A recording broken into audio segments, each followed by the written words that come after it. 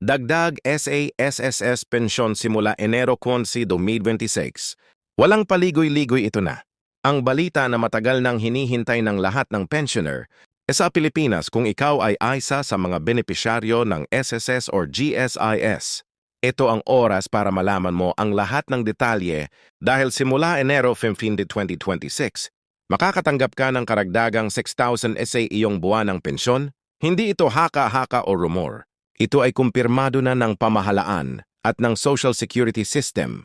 Kung nakakaalis ka ng oras para panoorin ang video na ito, makakasiguro kang mauunawaan mo kung paano maaapektuhan ang iyong pensyon, ano ang mga bagong patakaran, at paano mo masusulit ang bagong benepisyo.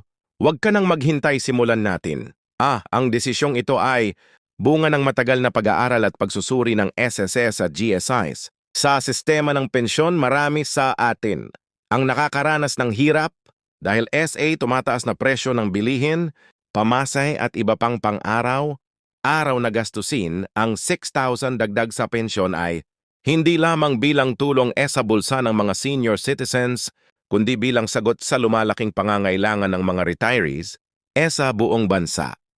Ang gobyerno sa pakikipagtulungan sa financial experts ay naglatag ng hakbang na ito upang masigurado na ang mga benepisyaryo ay may sapat na pondo para SA kanilang pang-araw na pangangailangan, lalo na sa panahon ng inflation at pagtaas ng gastos sa kalusugan. Hindi milang pera ang hatid ng bagong batas na ito. May kaakibat itong mga makabuluhang regulasyon at pagbabago sa sistema ng SSS at GSIS. Una, ang pagtaas ng minimum pension ay nagbibigay ng mas malaking benepisyo sa lahat ng regular at voluntary members ng SSS. Ito ay malaking tulong para sa mga senior citizens na dati ay nakakaranas ng kakulangan sa kanilang buwanang allowance. Sa pamamagitan ng pagtaas ng minimum pension, mas maraming pensioners ang magkakaroon ng sapat na pera upang matustusan ang kanilang pagkain, gamot, at iba pang pang-araw-araw na gastusin. Ikalawa, merong automatic adjustment mechanism para SA pension. Sa ilalim ng bagong patakaran, ang halaga ng pension ay automatikong ia-adjust kay the town-based SA inflation rate at economic growth. Ito ay napakahalaga dahil SA nakaraan maraming pensioners ang nakararanas ng pagbaba ng purchasing power ng kanilang pension. Dahil SA inflation ngayon, masisiguro ng bawat benepisyaryo na ang kanilang pensyon ay hindi agad mawawalan ng halaga at patuloy na makakatugon sa kanilang pangangailangan. Isa pa pakabuluhang pagbabago ay the banks at the GSIS and SSS database sa nakaraan. Ang proseso ng pag-verify ng mga pension claims ay matagal at puno ng abala. Maraming retirees ang kinakailangang maghintay ng linggo o buwan bago may proseso ang kanilang aplikasyon sa bagong patakaran. Mas pinabilis at pinadali ang proseso sa pamamagitan ng digital integration ng dalawang sistema. Dahil dito, ang mga benepisyaryo ay mas mabilis na makakatanggap ng kanilang pensyon at mas transparent ang proseso, kaya't walang magkakaproblema sa verification at release ng kanilang benepisyo.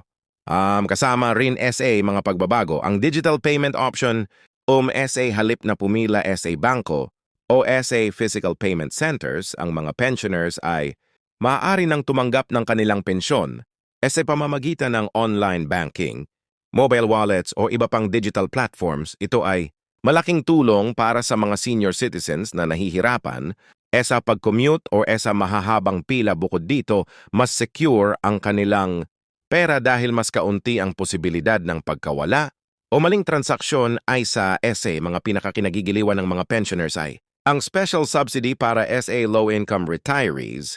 Sa ilalim ng bagong patakaran, ang mga pensioners na may mababang kita ay makakatanggap ng karagdagang tulong bukod sa regular na pensyon. Ito ay malaking tulong para masiguro na kahit ang mga pinakanangangailangan ay may sapat na pera para sa kanilang pangunahing gastusin. Ang mga benepisyaryong ito ay automatikong mapapasama sa subsidy program base SA kanilang contribution record at financial assessment ng SSS GSIS. Hindi rin pinalampas ang kalusugan ng senior citizens. Ang bagong patakaran ay may enhanced health benefits para SA pensioners. Kasama rito ang libreng medical check UPS, discount SA gamot at access SA mas murang healthcare services, SA partner hospitals at clinics. Ang hakbang na ito ay layong protektahan ang kalusugan ng mga retirees at mabawasan ang gastusin nila. SA medikal na pangangailangan sa ganitong paraan. Mas maraming senior citizens ang makakaramdam ng seguridad at maayos na kalusugan habang tinatamasa ang kanilang pensyon. Sa ilalim din ng bagong sistema, ipinakilala ang flexible pension withdrawal options. Ang bawat pensioner ay may karapatang pumili kung paano niya gustong i-withdraw ang kanyang pensyon, maaaring buwanan, quarterly o semi-annual. Ang ganitong flexibility ay nagbibigay ng kapangyarihan sa pensioners na mas maayos nilang pamahalaan ang kanilang pera. Ayon sa kanilang personal na pangangailangan, ito ay malaking tulong sa financial planning at pagbawas ng stress sa araw na gastusin. Bukod dito, mayroong enhanced grievance mechanism para sa mga pensioners kung sakaling magkaroon ng aberya o problema sa kanilang pensyon.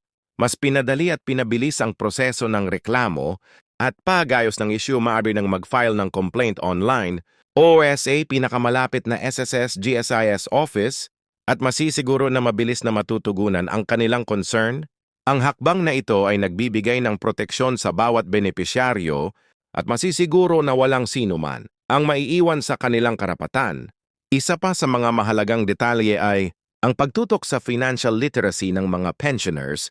Maraming retirees ang hindi ganap na nakakaintindi kung paano masusulit ang kanilang pensyon at mga bagong benepisyo o sa tulong ng SSS at GSIS. May mga seminar at online modules na inilunsad upang turuan ang bawat benepisyaryo kung paano i-manage ang kanilang pensyon, paano i-invest ng ligtas at paano i-budget ang pera para sa pangmatagalang. Pangangailangan ng kaalaman sa financial literacy ay hindi lamang nagbibigay ng kontrol sa pera, kundi nagdadala rin ng seguridad at peace of mind sa bawat senior citizen. Hindi mahalaga ring banggitin ang epekto ng dagdag na 6,000 sa buwanang pensyon sa pamumuhay ng mga pensioners para sa maraming senior citizens. Ang dagdag na halagang ito ay makakatulong sa pagbili ng pagkain, gamot at bayad sa kuryente at tubig para sa iba. Maaari rin itong gamitin sa mga emergency situations tulad ng biglaang pagpunta sa ospital, transportasyon o iba pang hindi inaasahang gastusin sa kabuuan. Ang dagdag na pensyon ay nagdudulot ng mas maayos na kalidad ng buhay at mas kaunting stress sa financial side ng mga retirees. Bukod sa mga pisikal na benepisyo, may psychological benefit din. Ito ang pagkakaroon ng mas malaking pensyon at bagong patakaran ay nagbibigay ng sense of security sa mga pensioners. Marami sa kanila ang dati ay nag-aalala kung sapat ba ang kanilang pensyon para sa buwanang gastusin. Ngayon, may kumpiyansa silang mas kakayanin ang kanilang pang-araw na pangangailangan at mas may peace of mind sa kanilang pagtanda. Ang pagsunod sa mga bagong patakaran at batas ay mahalaga. Kinakailangang siguraduhin ng bawat pensioner na updated ang kanilang account sa SSS GSIS. Tama ang kanilang bank details at aktibo sa online platforms kung saan maaaring ma-access ang digital pension.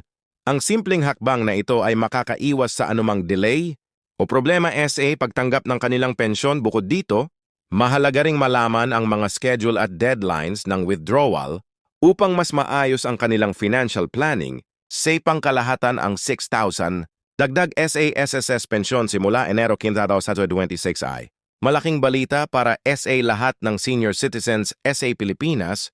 Hindi lamang ito dagdag sa pera kundi pagbabago sa sistema, mas mabilis na proseso, digital convenience, karagdagang health benefits, flexible, withdrawal at protection sa bawat benepisyaryo. Ang 8 bagong batas ay sumasaklaw sa halos lahat ng aspeto ng buhay ng pensioner mula sa pera hanggang sa kalusugan at seguridad para sa mga SSS at GSIS pensioners.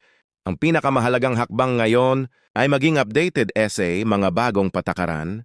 Siguraduhin tama ang lahat ng impormasyon sa SSS GSIS portal. Alamin kung paano gamitin ang digital payment options at planuhin kung paano gagamitin ang dagdag na 6,000 sa pensyon. Ang kaalaman at tamang preparasyon ay magbibigay ng seguridad at mas maginhawang pamumuhay sa darating na taon.